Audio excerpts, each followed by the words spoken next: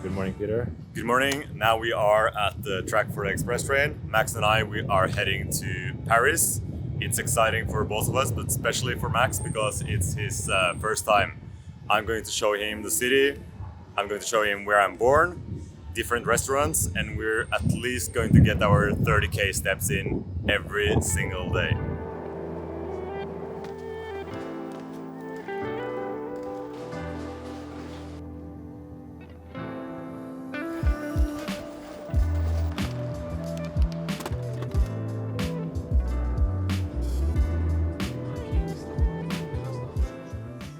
We just arrived Paris and now starts the first documentary of our Paris journey. So we have just checked in and now we're going for lunch at Magma, and then we're heading to the north of Paris where I'm going to show Max where I'm born, and the story continues.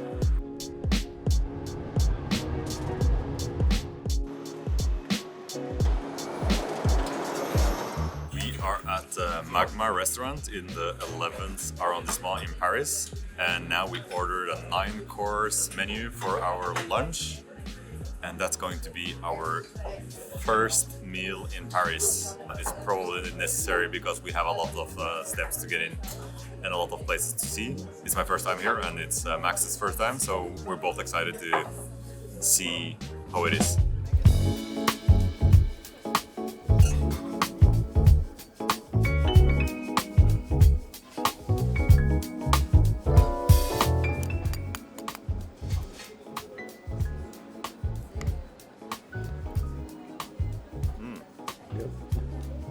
Very cherry.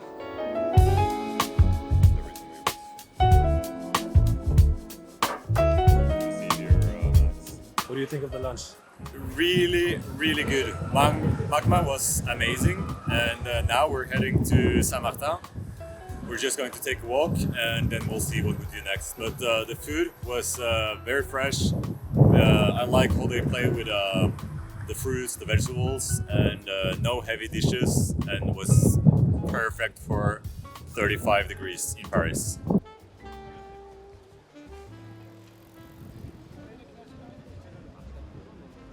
Now we are at Saint-Martin in Paris. It's the 10th arrondissement.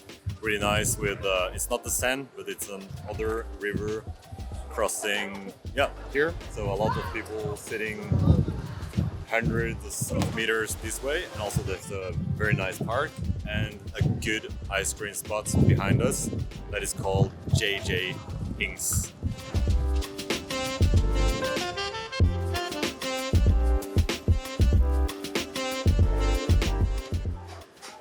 So now we stopped outside a random Portuguese bakery, and I told Max a story about when I was a kid.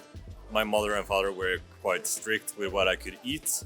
I mean, I got real food, but I couldn't eat a lot of sweets. But I remember that sometimes my mother and father, they came home with éclair, which is kind of a sweet pastry with cream on top and cream inside. And I saw that just now, they're just calling it a Portuguese éclair. And I told Max the story that every time I see an éclair, I think about my childhood and the good moments when I can enjoy the sweet things in life. I'm glad that we had not one, not two, but 3 desserts at Magma, which was amazing. And now we are outside CDG Hings, which you can see is obviously a popular place for ice cream. It's good, but for Max and me now, it's not necessary to stand in line for half an hour.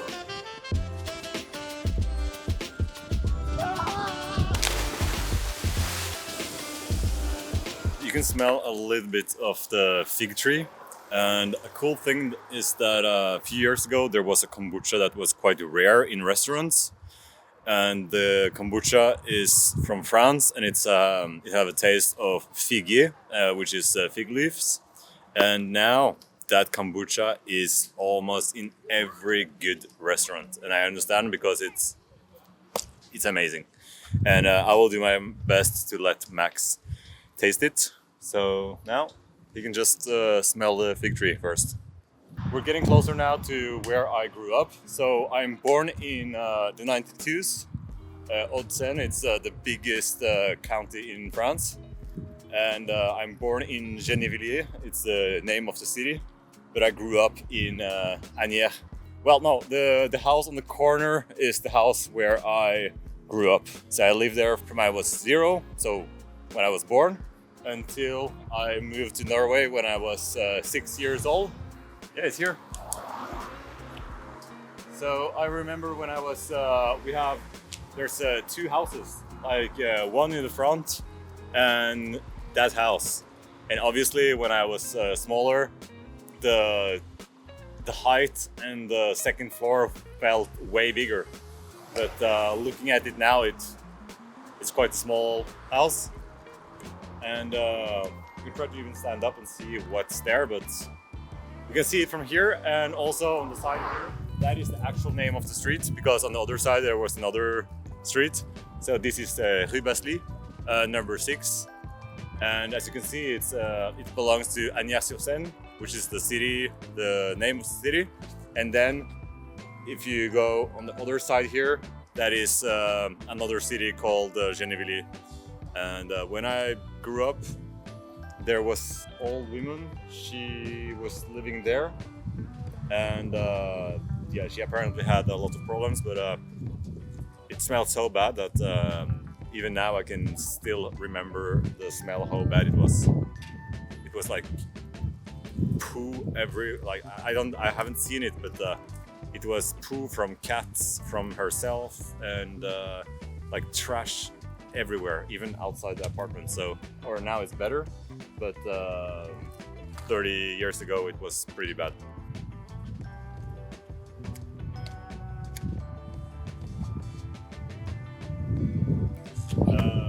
Je suis né en France et j'ai vécu ici quand je suis né ici dans cette maison.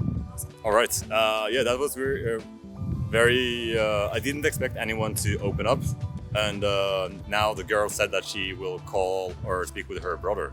So I also told her that I was born here 36 years ago. Not here, but born in a hospital in the other city, and then I lived here from when I was 0 to I was 6. But I understand that it's a little bit random that a stranger comes and asks to get in your house. So I understand that she wanted to speak with her brother, even though I look kind and probably a trustworthy person. But I wouldn't even let the nice women into me just knocking on my door. So I understand her 110%.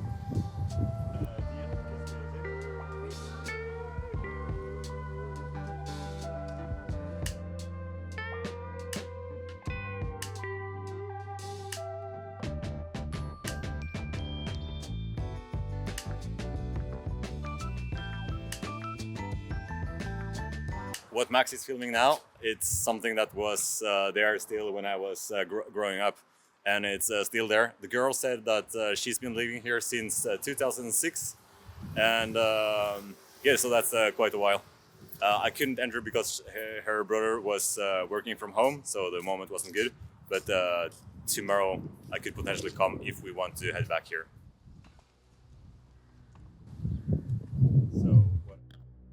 Is, I asked even the girl, she said it's better, because what I said to her is, I remember when I was playing here, there was some drug addicts, and also I needed to be careful, and my parents as well, because there were needles from drug users around the park here, because I think due to that block over there, and they have done a lot of things to improve the area, but there was a lot of drug users right here actually. Now we have passed by this building and we have entered Gennevilliers, which is famous for being one of the more heavy cities in France with a lot of drugs and criminality. And apparently this building right here is one of the longest blocks in Europe. And when you go behind it, where we are now, there are just, yeah, big blocks everywhere. So there's no people in the street, so it doesn't feel, yeah, that's dangerous. It's good weather and a lot of constructions and a lot of cars, and that's it. But we met a guy, younger guy, maybe in his 16-year-old, and he said that it's you should be careful with the camera and not filming people, which is understandable. Even in good areas, you should not film people without their authorization. But I expected something more different.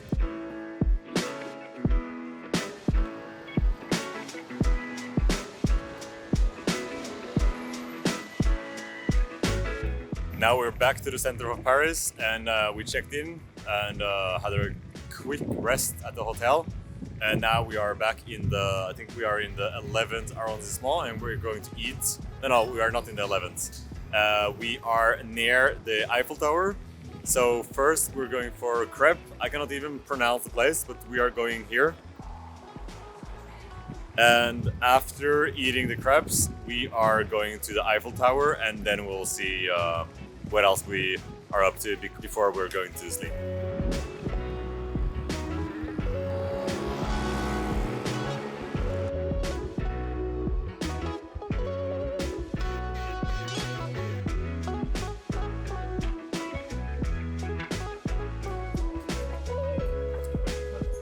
Perfect, now we're ready.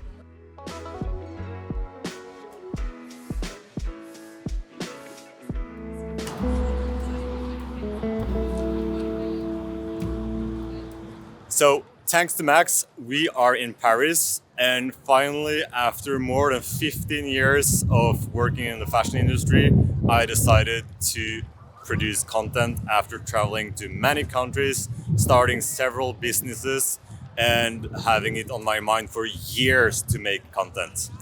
Then Max reached out after, well, I wished he reached out earlier, but it took over a year since the first time we met. And the only thing that I needed was that little push that Max gave me. And since we begin the journey now from day one, it's Paris where everything started. And it's the city where I'm born. And that's also why I have branded Le Connoisseur as something French. Did you know that the Eiffel Tower was built in the 1889 and it was just meant for an exposition? So, actually, the plan was to build the Eiffel Tower and then take it down. But because it got useful for telecom services, well, it's a nice tourist attraction, then they decided to keep it as it is. Yeah, also to begin with, it was to celebrate the centenary of the French Revolution. So basically the 100 years anniversary. So yeah, that's what you're looking at right now.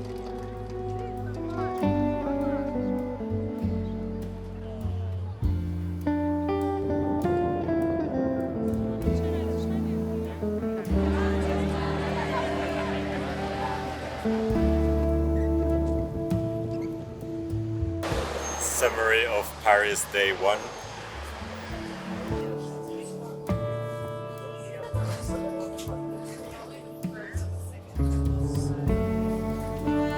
Good morning, Paris Day 2.